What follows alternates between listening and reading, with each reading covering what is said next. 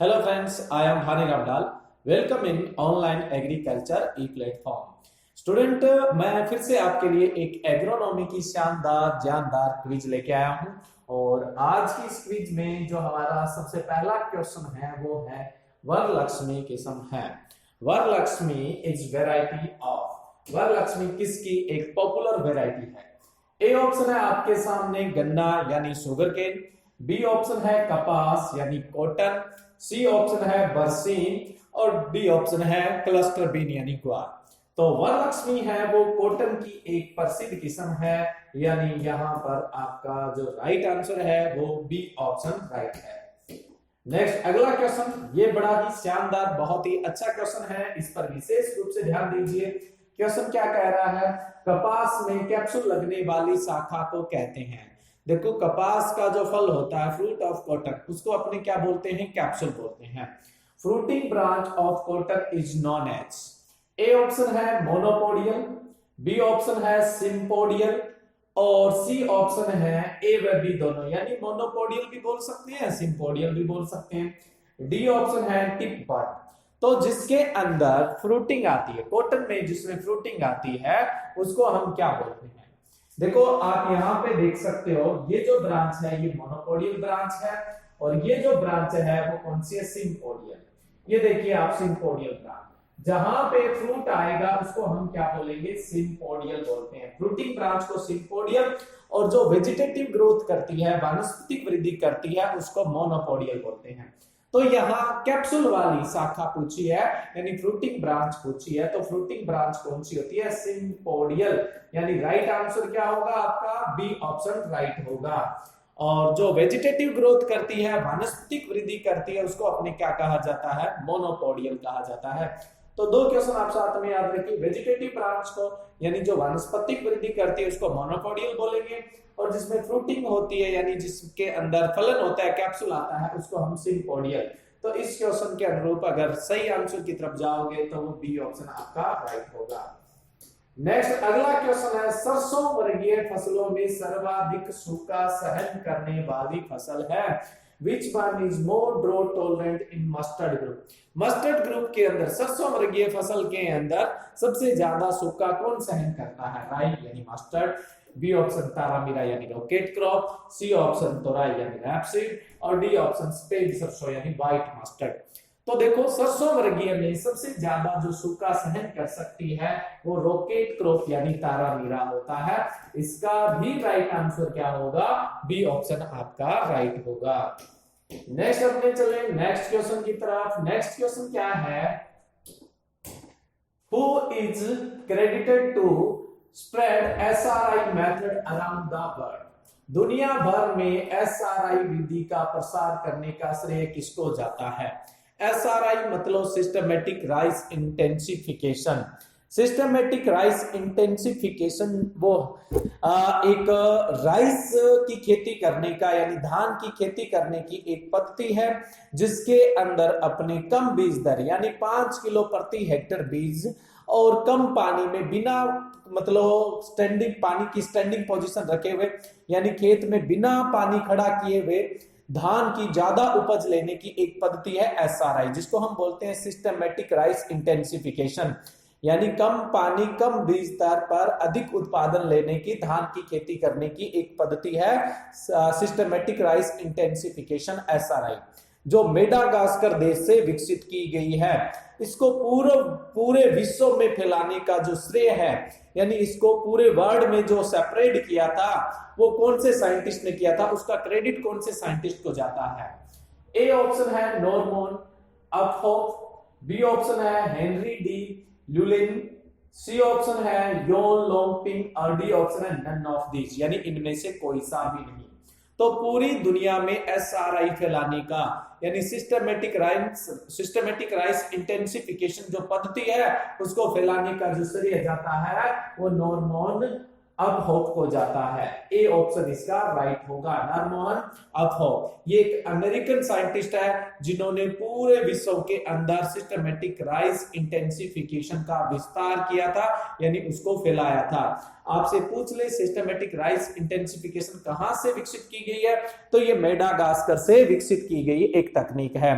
दूसरा आपसे पूछ ले ये क्या है, कम बीज दर, यानी सिर्फ 5 किलो प्रति हेक्टेयर बीज दर, बस 5 किलो, सिर्फ 5 किलो बीज दर की आवश्यकता होती है प्रति हेक्टेयर, और कम पानी में बिना खेत में खड़े रहते हुए अधिक उत्पादन करने की जो तकनीक है, जो विधि है, जो पद्धति है, वो SRI है, सिस्टमेटिक राइस इंटेंसिफिकेशन है। ठीक है, नेक्स्ट अपने चले अगले क्वेश्चन की तरफ। अगला क्वेश्चन है which not as secondary tillage equipments, इनमें से सेकेंडरी टिलेज इक्विपमेंट कौन सा नहीं है, कौन सा एक द्वितीयक जुताई उपकरण नहीं है। एक तो प्राइमरी टिलेज होता है, एक सेकेंडरी टिलेज होता है। प्राइमरी टिलेज वो होता है जो काफी डेप्थ तक, काफी गहराई तक भू परिष्करण यानी टिलेज करता है।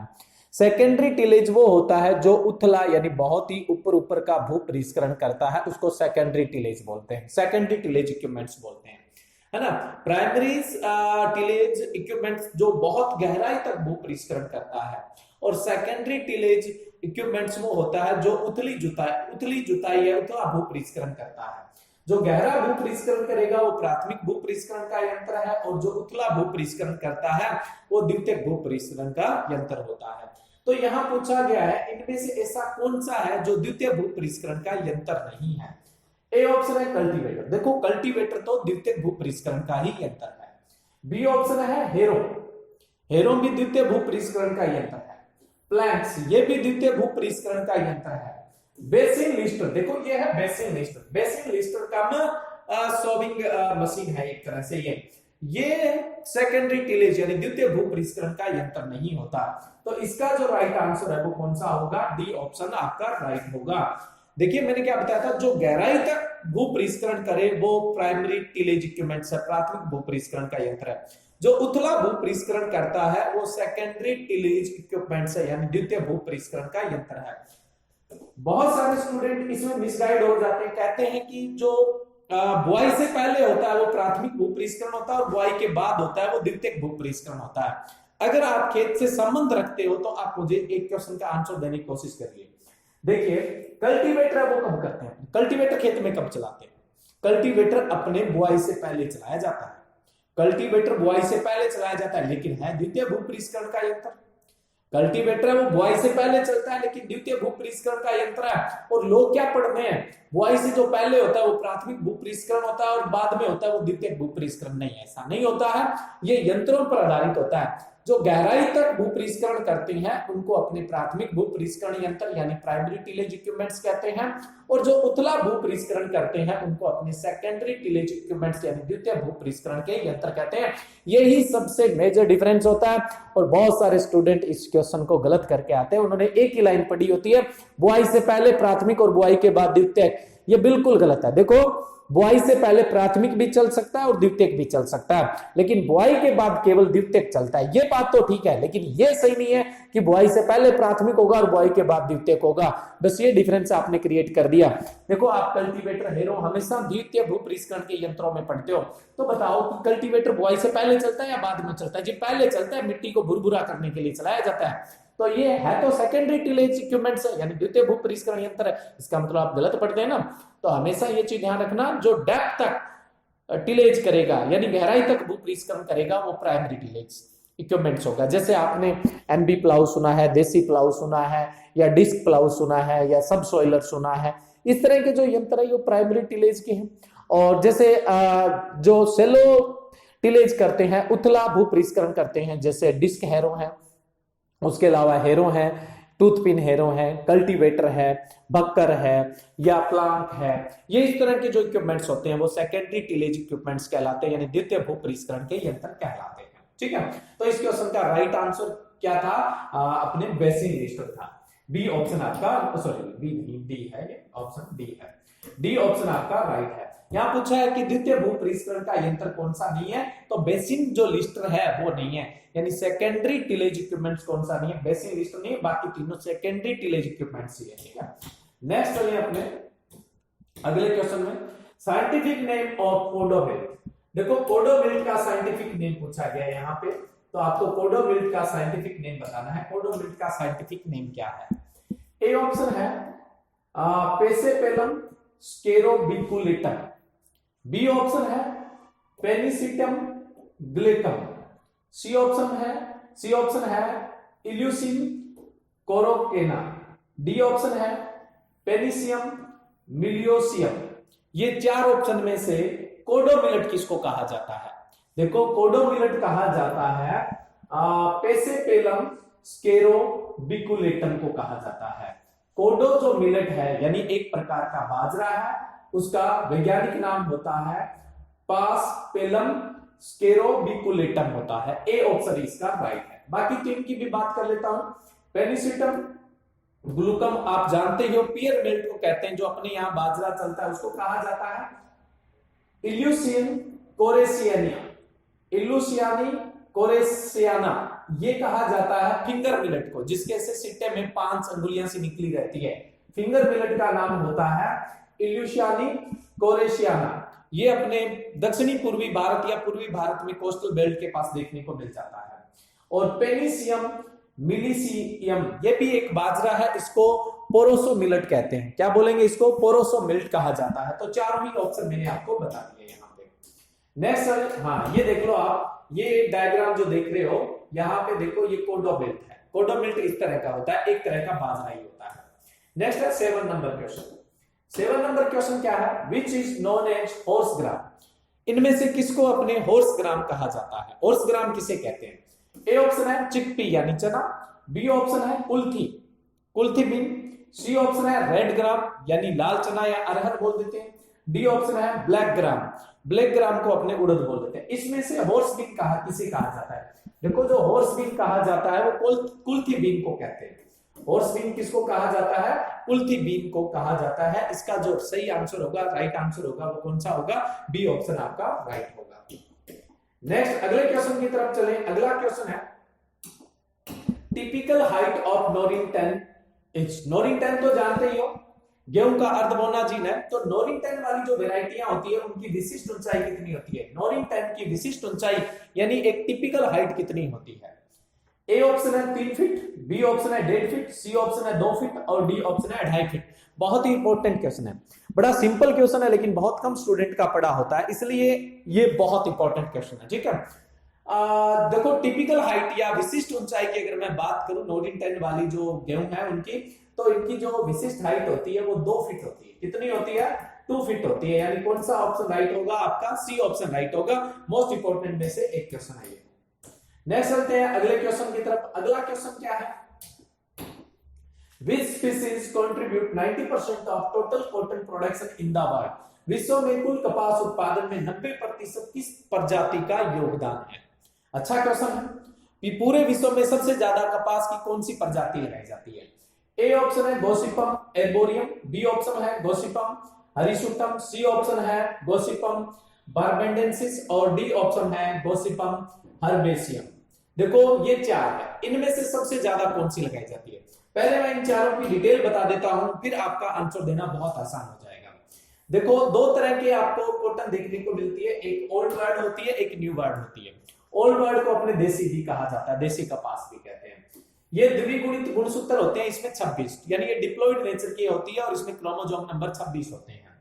इसमें एक तो है गोसिपम एर्बेरियम, इसे ट्री कॉटन कहते हैं। इसकी खेती भारत में की जाती है और इसके रेशे की जो लंबाई होती है वो 1.25 से 2.5 मीटर तक देखने को मिलती है। इसका उत्पत्ति स्थल भारत का गंगा का मैदान है। ठीक है, एर्बोरियम का, गोसिपम एर्बोरियम का बहुत कम लगाई जाती है आजकल। गोसिपम हर्बेसियम, इसे अरेबियन अथवा सीरियन कपास कहते हैं। इसकी खेती मध्य एशिया में की जाती है। इसके रेशे की लंबाई 1.75 से लेकर 2.10 सेंटीमीटर होती है। इसका उत्पत्ति स्थल दक्षिण अफ्रीका है। ये भी बहुत कम लगाई जाती है। नेक्स्ट आती है new world cotton. New world cotton होता है वो टेट्राप्लॉइड होता है यानी 4 गुणित होता है। इसमें गुणसूत्र संख्या कितनी होती है? 12। ओल्ड वर्ल्ड कॉटन यानी जिसको हम देसी कपास बोलते हैं उसमें गुणसूत्र संख्या डिप्लॉइड होती है यानी 26 होती है। इसमें आता है एक तो गोसिपम हरिसुटम, इसे अमेरिकन कपास कहते हैं। इसे भारत के सभी क्षेत्रों में लगाया जाता है, पूरे विश्व में भी सबसे ज्यादा इसी को लगाया जाता है। इसके रेशे की लंबाई 1.80 से 3.10 सेंटीमीटर होती है। इसका उत्पत्ति स्थल मैक्सिको व मध्य अमेरिका है। उत्तर आपको लगभग मिल गया होगा पिछले क्वेश्चन के, अभी चलेंगे पिछले क्वेश्चन पे। एक होता है गोसिपम बारबेंडेंसिस, इसे मिस्र कपास कहते हैं। इसका उत्पत्ति स्थल दक्षिणी अमेरिका, पर्टिकुलर बात करें तो पेरू है। देखो यहां पे क्वेश्चन क्या पूछा गया था? विश्व में 90% तक लगाई जाने वाली कपास कौन सी है? तो 90% तक लगाई जाने वाली कपास न्यू वर्ल्ड कॉटन, जिसको अमेरिकन कपास के नाम से जाना जाता है, वो है गोसिपम हिरसुटम। गोसिपम हिरसुटम पूरे विश्व में सबसे ज्यादा लगाई जाती है, तो इसका राइट आंसर क्या होगा? बी ऑप्शन राइट होगा। मोस्ट इंपोर्टेंट क्वेश्चन है गोसिपम हिरसुटम, इसे अमेरिकन कपास भी कहते हैं। भारत में भी बहुत लगाई जाती है। इसका रेशे जो है वो 1.80 से 3.10 सेंटीमीटर लंबा होता है। इसका जो ओरिजिन पैलेस होता है वो मैक्सिको और सेंट्रल अमेरिका यानी मध्य अमेरिका है। इस कपास को विशेष रूप से आपको ध्यान में रखना है। नेक्स्ट क्वेश्चन भी बड़ा शानदार सा क्वेश्चन है। क्वेश्चन है stale seed bed is technique of, बासी बीज सस्या की एक तकनीक है। बासी जो बीज सस्या है, स्टेल सीड बेड। देखो सबसे पहले तो स्टेल सीड बेड होती क्या है? हमने क्या किया, जैसे मान लो सीड बेड तैयार कर ली, उसमें मतलब जैसे बीज लगाना है उस हिसाब से क्यारी को तैयार कर लिया, पानी देके उसकी जुताई वगैरह करके बढ़िया तैयार कर लिया। अब उसमें अपने बीज लगाते हैं और बीज लगाते हैं, बीज अंकुरित होते हैं तो साथ में खरपतवार भी अंकुरित हो जाते हैं। ये तो है नॉर्मल प्रोसेस। लेकिन हम क्या करते हैं, बीज सस्या यानी सीड बेड तैयार कर लेते हैं, प्रिपेयर कर लेते हैं, बट बीज नहीं लगाते हैं उसमें। तो अब क्या होगा, जो वीड है, खरपतवार है, वो जर्मिनेट हो जाएगा। जितना खरपतवार है वो सारे का सारा जर्मिनेट हो जाएगा 2 वीक में। 2 वीक बाद उसमें क्या है, हर्बिसाइड यानी शाकनाशी डाल के पूरे को पूरे खत्म कर देते हैं। अभी हम उसके अंदर क्या है, बीज नहीं लगा रहे। जब उसमें खरपतवार सारा खत्म हो जाएगा तब हम उसमें बीज लगाएंगे, फिर खरपतवार आएगा नहीं। इस तकनीक को ही स्टेल सीड बेड कहा जाता है। तो देखो जो स्टेल सीड बेड तकनीक है वो क्या है? पहला ऑप्शन है राइस नर्सरी बेड। राइस की नर्सरी बेड तैयार करने के लिए बनाई गई है। बी ऑप्शन है preparation of fall seed bed, यानी एक झूठी सस्या तैयार करने के लिए, झूठी बीज सस्या तैयार करने के लिए बनाई जाती है। तीसरा ऑप्शन है raised bed in rainy season, यानी बारिश के दिनों में जो नर्सरी में उठी हुई क्यारी बनती है उसके लिए तैयार करते हैं, या फिर नन ऑफ दीज अबव, इनमें से कोई सा भी नहीं। राइस नर्सरी बेड जी, राइस नर्सरी बेड कैसे तैयार करने, नहीं कर रहे हैं। दूसरा, उठी हुई जो नर्सरी वाली क्यारियां हैं वो भी नहीं तैयार कर रहे हैं। हम क्यारी बना रहे हैं लेकिन उसमें बीज नहीं लगा रहे हैं, एक तरह से झूठी क्यारी बना रहे हैं। फॉल्स सीड बेड ही जो स्टेल सीड बेड है यानी बासी बीज सस्या, उसका ही एक नाम होता है। यानी हमने क्यारी तो तैयार कर दी बीज लगाने की तरह, बट उसमें बीज नहीं लगाया, यानी हम फॉल्स सीड बेड तैयार कर रहे हैं। और फॉल्स सीड बेड को ही हम स्टेल सीड बेड कहते हैं और हिंदी में इसको बासी बीज सस्या कहा जाता है। तो इसका जो राइट आंसर होगा वो बी ऑप्शन आपका राइट होगा। क्लियर है यहां तक? नेक्स्ट अपने चले अगले क्वेश्चन की तरफ। अगला क्वेश्चन है rice variety Jaya is a cross between. देखो जो धान की जिया वेराइटी, काफी पॉपुलर वेराइटी, आप अच्छी तरह जानते हैं इसको, इसका क्रॉस पूछा गया है। तो इसका क्रॉस किन किन के बीच हुआ है? ए ऑप्शन है TN1 into type 141, B option है TKM6 इंटू PRH10, सी ऑप्शन है CORH1 इंटू TKM6 और डी ऑप्शन है TN1 इंटू IR8। तो देखो जो जिया वेराइटी है वो TN1 इंटू टाइप 141 का क्रॉस है, यानी इस क्वेश्चन का जो राइट आंसर है वो कौन सा होगा? ए ऑप्शन आपका राइट होगा। इंपॉर्टेंट क्रॉस है, बहुत सारे एग्जाम में पूछा गया है, अच्छे से इसको याद कर लीजिएगा ना। नेक्स्ट अगला क्वेश्चन क्या कह रहा है, रेटोनिंग ऑफ शुगर केन रिक्वायर, गन्ने की जो रेटून क्रॉप होती है उसको आवश्यकता होती है, गन्ने की रेटून क्रॉप को आवश्यकता होती है। क्वेश्चन ये है, ए ऑप्शन है यहाँ पे less nitrogen than pure crop, हम सीधा गन्ने की फसल लगा रहे हैं उसकी तुलना में कम नाइट्रोजन की जरूरत पड़ती है। B option no nitrogen is required, nitrogen की जरूरत पड़ती ही नहीं है। सी ऑप्शन है more nitrogen than pure crop, जो प्योर क्रॉप आप लगा रहे हो, सीधा गन्ना लगा रहे हो, उससे ज्यादा आपको नाइट्रोजन चाहिए। और डी ऑप्शन कहता है कि nitrogen can be replace with non nitrogen fertiliser, nitrogen है उसको नॉन नाइट्रोजन जो फर्टिलाइजर होते हैं, उर्वरक होते हैं, उनसे इसको रिप्लेस किया जा सकता है। नाइट्रोजन डालने की जरूरत नहीं है, कहने का मतलब नाइट्रोजन फर्टिलाइजर डालने की जरूरत नहीं है, कोई दूसरा फर्टिलाइजर डाल दो, फास्फोरस या पोटाशियम। तो इनमें से रेटोनिंग क्रॉप की आवश्यकता क्या है? देखो रेटोनिंग क्रॉप को नाइट्रोजन ज्यादा मात्रा में चाहिए नॉर्मल क्रॉप की बजाय। तो राइट आंसर क्या होगा यहाँ पे? सी ऑप्शन राइट होगा। जो सामान्य फसल है उसकी तुलना में जो रेटून गन्ना होता है उसको नाइट्रोजन की अधिक आवश्यकता होती है। तो यहाँ पे राइट आंसर आपका सी ऑप्शन राइट होगा। नेक्स्ट है यहाँ पे 13 नंबर क्वेश्चन, देखो इंग्लिश में दिया हुआ, पूरा हिंदी में एक्सप्लेन कर दूंगा, हिंदी मीडियम के स्टूडेंट को घबराने की जरूरत नहीं है। The concept of crop lodging came from. देखो जो क्रॉप लॉगिंग, एक तो होता है LODGING फसल का गिरना, एक होता है क्रॉप लॉगिंग।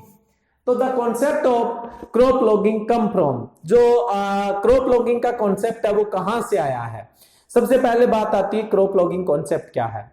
देखो जैसे अगर हम बात करें कम उपज और अधिक उपज देने वाली जो गन्ने की फसलें हैं उनके बीच अपने कंपेयर करते हैं, उनके पत्तियों का रंग देखते हैं और उसके आधार पर अपने पोषक तत्व की कमी का निर्धारण करके उनको पोषक तत्व प्रदान करते हैं। इस तकनीक को अपने क्या बोलते हैं, क्रॉप लॉगिंग। हालांकि थोड़ा बड़ा कॉन्सेप्ट है, ज्यादा डिटेल में नहीं जा रहा। क्रॉप लॉगिंग है वो गन्ने से संबंधित है और ये कॉन्सेप्ट जो आया हुआ है ये हवाई से आया हुआ है। तो क्रॉप लॉगिंग का जो कॉन्सेप्ट है वो हवाई से आया हुआ है, डी ऑप्शन है। जब हम गन्ने की फसल करवाएंगे तो क्रॉप लॉगिंग के बारे में आपको थोड़ा डिटेल से बताएंगे, बट एक बेसिक सा मैंने बता दिया। जैसे मान लो कोई गन्ने की फसल है, उसमें पोषक तत्वों की कमी है, एक में पर्याप्त है, इसके बीच का जो गैप है उसमें पत्तियों का रंग अलग अलग देखने को मिलेगा। इस आधार पर हम पोषक तत्वों की कमी का निर्धारण करेंगे और उसके आधार पर अपने उनको पोषक तत्वों की मात्रा देके अधिक उपज ले सकते हैं। ये क्रॉप लॉगिंग कॉन्सेप्ट कहलाता है। नेक्स्ट क्वेश्चन है 14 number. Rice variety note released in 2014 by ICR NRRI Cuttack is 2014 में national rice research institute Cuttack द्वारा धान की कौन सी किस्म विकसित नहीं की गई थी। ये सारी की सारी धान की किस्म है, इनमें से जो NRRI है उसने 2014 में कौन सी किस्म विकसित नहीं की थी। ए ऑप्शन है CR धान 203, बी ऑप्शन है CR धान 206, सी ऑप्शन है CR धान 307 और डी ऑप्शन है CR धान 309। तो ये तीनों किस्में तो 2014 में ही NRRI ने ही विकसित की थी, जिसमें CR धान 203, CR धान 206, CR धान 307, CR धान 309 है, ये 2014 में विकसित नहीं की थी। तो इसका राइट आंसर क्या होगा, डी ऑप्शन आपका राइट होगा। नेक्स्ट अगले क्वेश्चन पे चलते हैं। हो इज यूज्ड फॉर, ये हो है आप देख रहे हैं, इसको हो कहा जाता है। देख रहे हैं आप इमेज में, इसको हो कहते हैं। देसी भाषा में कई लोग कसिया भी कहते हैं इसको। यूज फॉर किसके लिए काम में लिया जाता है। ए ऑप्शन है रिमूव वीड्स, खरपतवार नियंत्रण। बी ऑप्शन है क्लीन सॉइल, मतलब मृदा के ऊपर से सफाई करने के लिए। तीसरा ऑप्शन है हार्वेस्टिंग ऑफ फ्रूट क्रॉप्स, जो जड़ वाली फसलें उनकी खुदाई के लिए। डी ऑप्शन है ऑल ऑफ दीज अबव, यानी उपरोक्त सभी। तो ये सभी उद्देश्य पूरे करता है। तो राइट आंसर क्या होगा यहाँ पे, डी ऑप्शन आपका राइट होगा। यानी हो का उपयोग है वो मृदा की सफाई के लिए भी किया जाता है, खरपतवार नियंत्रण में भी किया जाता है और जो रूट क्रॉप्स होती है उनको खोदने के काम में भी इसको लिया जाता है। तो ये हो के उपयोग हो गए, डी ऑप्शन इसका राइट होगा, ऑल ऑफ दिस। तो आज की क्विज में बस यही। आज हमने 15 इंपॉर्टेंट क्वेश्चन पे डिस्कस किया है। नेक्स्ट क्विज में भी अपने एग्रोनॉमी के ही टॉप क्वेश्चन लेके आएंगे जो आपके एग्जाम के लिए काफी इंपॉर्टेंट रहते हैं। तो आज बस इतना ही, थैंक यू।